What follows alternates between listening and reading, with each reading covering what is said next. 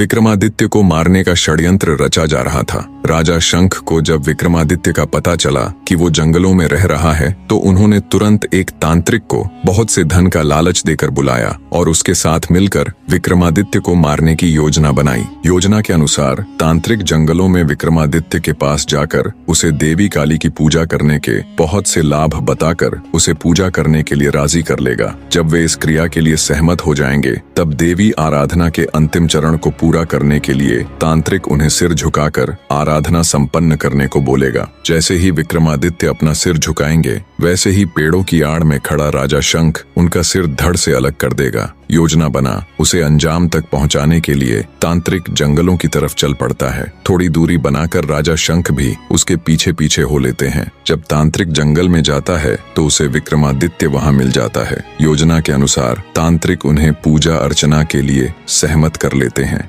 जब आराधना के अंतिम चरण में तांत्रिक ने उन्हें सिर झुकाने को बोला तो विक्रमादित्य को कुछ संदेह हुआ। उन्होंने इशारा कर पहले तांत्रिक को ये क्रिया करके दिखाने के लिए कहा। जैसे ही तांत्रिक ने उसे दिखाने के लिए अपना सिर झुकाया तो रात के अंधेरे में आड़ में छिपे राजा शंख को लगा यही विक्रमादित्य है। वे फुर्ती के साथ निकले और अपनी तलवार के एक ही प्रहार से तांत्रिक की गर्दन धड़ से अलग कर दी। खतरे के अंदेशे से पहले से ही तैयार खड़े विक्रमादित्य ने झट से शंख की तलवार छीनकर उस पर अपनी पूरी ताकत से प्रहार किया। परिणाम स्वरूप शंख का सिर धड़ से अलग हो धरती पर जा गिरा। इस तरह विक्रमादित्य ने अपने पिता की हत्या का बदला ले लिया। शंख को उसके कर्मों का फल देने के बाद विक्रमादित्य उज्जैन लौट आए और राज्य को संभाल लिया। वह एक सदाचारी, न्यायप्रिय, दानी, उदार व लोकप्रिय राजा थे। उज्जैन की जनता उनके जैसा शासक पाकर धन्य हो गई। एक बार राजा विक्रमादित्य शिकार के लिए एक जंगल में गए हुए थे।